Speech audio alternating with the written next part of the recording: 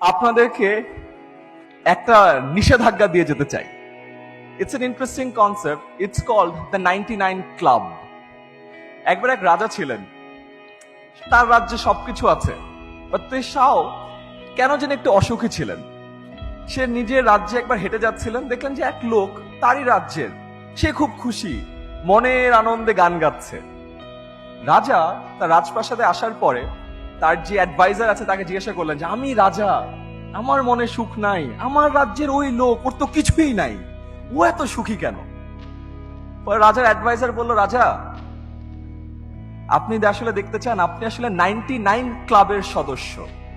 রাজা বলে 99 ক্লাব মানে কি? রাজা বলল, রাজা আমাকে একটা দিন সময় দেন, আমি আপনাকে দেখাচ্ছি। বলে আচ্ছা ঠিক আছে, তুমি সময় নাও। রাজার অ্যাডভাইজার গিয়ে ওই লোকের বাসার সামনে একটা থলে রেখে গেল। ওই থলেতে 99টা সোনার মুদ্রা ছিল। তো ওই লোক যখন বাসা থেকে বের হলো, দেখলো তার বাসার সামনে একটা থলেতে 99টা সোনার মুদ্রা।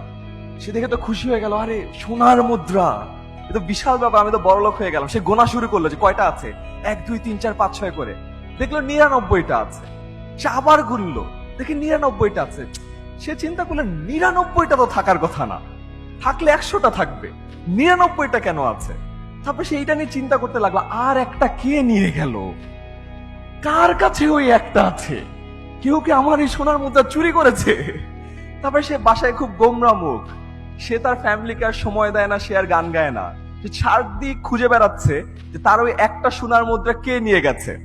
সে যখন কোনোভাবে খুঁজে পাচ্ছে না, সে আরো কাজ করা শুরু করলো, সারা দিন রাত কাজ করে।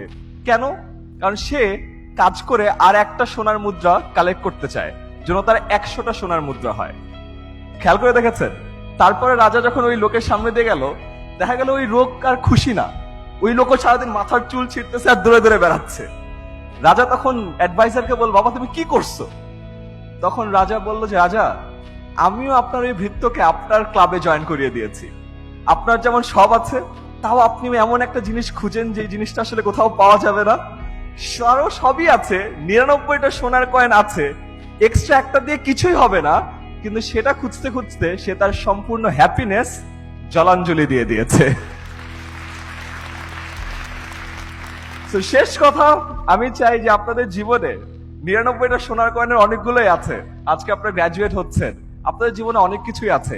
ওই অদৃশ্য একটা মুদ্রার পিছনে দৌড়ায়েন না, আপনার হ্যাপিনেসটাকে কঠিন করে ফেলেন না। Keep your happiness affordable. And যে হ্যাপিনেসের কথা বললাম, be happy and spread happiness, কারণ spreading happiness is the easiest thing that you can do. সবাই ভালো থাকবেন, অসংখ্য শুভকামনা আপনাদের জন্য।